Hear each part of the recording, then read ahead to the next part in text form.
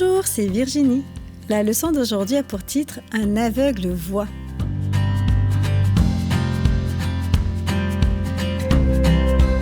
Le verset à mémoriser se trouve dans Jérémie 31, verset 3 « Je t'aime d'un amour éternel ».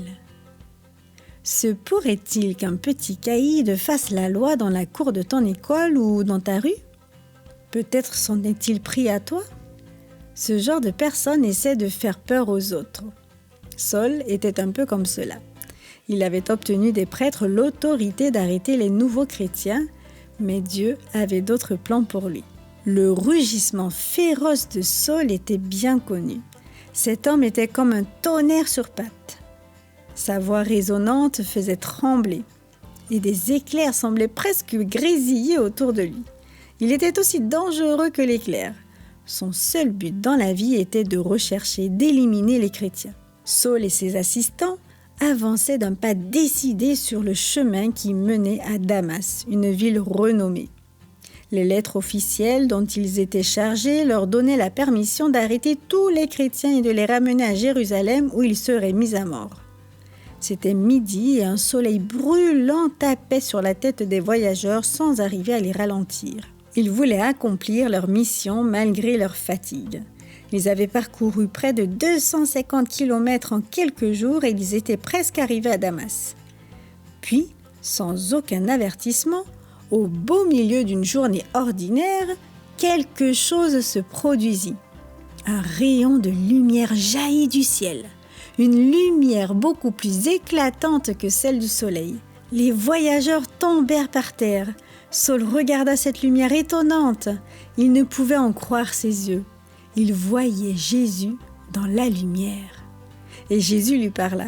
« Saul, Saul, pourquoi me persécutes-tu » Au même moment, Saul comprit. Jésus était vraiment Dieu.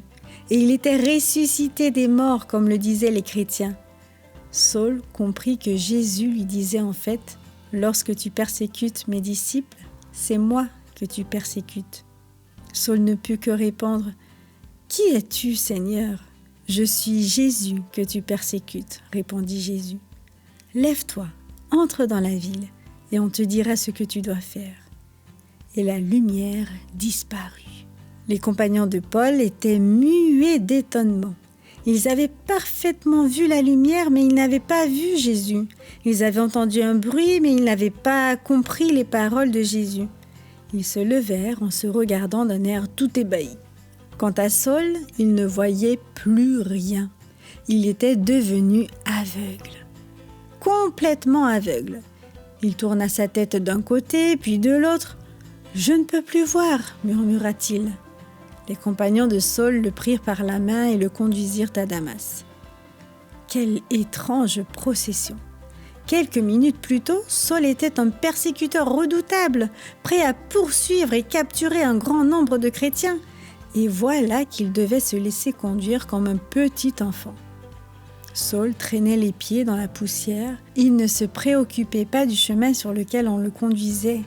Il n'avait qu'une idée en tête, qu'une pensée. Il avait vu Jésus. Il avait vraiment vu Jésus.